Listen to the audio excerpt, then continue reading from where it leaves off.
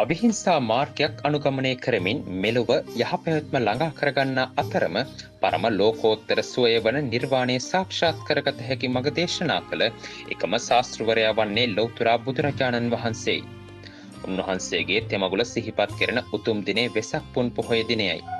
එවැනි පෝදිනක සිදු වූ සිද්ධාර්ථ කුමාරෝත්පත්තිය සිද්ධාර්ථ තවුසානන් සම්බුද්ධත්වයට පත්වීම සහ බුදුරජාණන් වහන්සේ පිරිනිවන් පෑම ශ්‍රී ලංකාවාසී බෞද්ධයා මෙන්ම ලෝවාසී බෞද්ධ ජනතාවද වෙසක් පුන් පොහෝ දින සිහිපත් කරනවා.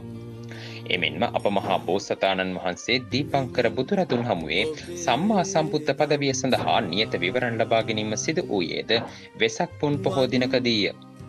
නිබ්බුතානූන සාමාතා නිබ්බුතානූන සෝපිතා නිබ්බුතානූන සානාරී යස්සායන් ඊදිසෝපති යන නිබ්බුත පද කිසා ගෝතමී දේවිය විසින් පැවසීම සහ සිද්ධාර්ථ බෝධිසත්වයන් වහන්සේ සතර පෙර නිමිති වලින් ව්‍යාතිරූපය දැකීම වෙසක් පුන් පොහෝ දිනේ තවත් වැදගත්කමක්.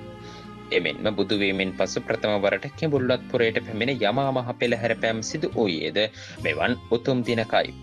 වෙසක් පුන් පොහෝ දින සිදු වූ තවත් වැදගත් සිදුවීමක් ලෙස ආනන්ද මහරහතන් වහන්සේගේ පිරිනිවන් පෑමද ගෙනහැර දැක්විය හැකියි.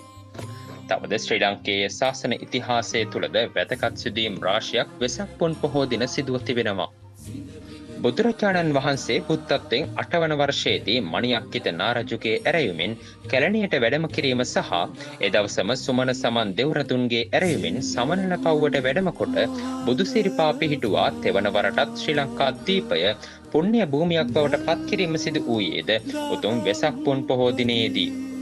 මහා විහාර වංශික භික්ෂූන්ගේ වර්ෂයක් පාසා පවත්වනු ලබන උපසම්පදා මහෝත්සවයේ ප්‍රථම වරට පැවැත්වීම වෙසක් පුන් පොහෝ දිනක සිදුවීම මෙරට ශාසන ඉතිහාසයේ තවත් වැදගත් සිදුවීමක්. එමෙන්ම අදටත් දහස් සංඛ්‍යාත බෞද්ධ ජනතාවගේ වන්දනාමානයට පාත්‍ර වන අනුරාධපුර මහමෙවුනා උයනේ රුවන්වැලි මහා සැරඳුන් සෑදීමට වීසා නැකතින් වැඩ ඇරඹීම සිදුව ඇත්තේද උතුම් වෙසක් පුන් පොහෝ දිනයේදී.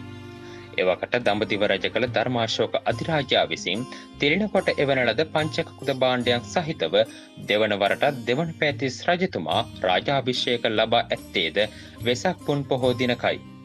වෙසක් පුන් පොහෝ දිනය සිදු වූ තවත් වැදගත් සිදුවීමක් ලෙස විජය කුමරු ලංකාවට පැමිණීමද සැලකිය හැකියි. ඊට අමතරව අතීත ශ්‍රී ලංකාවේ සිංහල බෞද්ධ රජවරුන්ගේ අභිෂේකය සිදු කර ඇත්තේද වෙසක් පුන් පොහෝ දිනවලදී.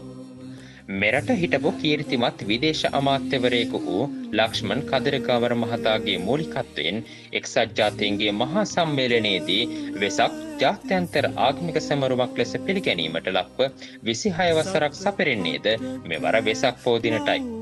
එයාකාරයෙන් සුවිශේෂී වැදගත්කමක් උසුලන වෙසක් පුන් පොහොය නිමිත්තෙන් ආමිස හා ප්‍රතිපත්ති පූජා සිදු කරමින් ලංකාවාසී ලෝවාසී සැදැහැවතුන් විහෙර විහාරස්ථානවල ආගමික මතවත්වල නිරත වෙමින් උතුම් වෙසක් පුන් පොහෝ දිනය සමරනු ලබනවා.